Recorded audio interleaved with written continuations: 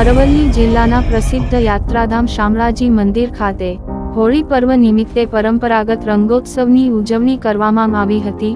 ભગવાન શામળિયાને ભક્તોએ અબીલ ગુલાલની છોડો ઉડાડી મંદિરમાં પર્વની ઉજવણી કરી હતી।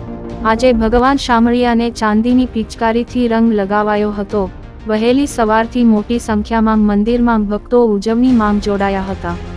આજના હોળી પર્વના પાવન અવસરે ભક્તોએ ભગવાન શામળિયાના દર્શન કરી ધન્યતા અનુભવતા નજરે પડ્યા હતા।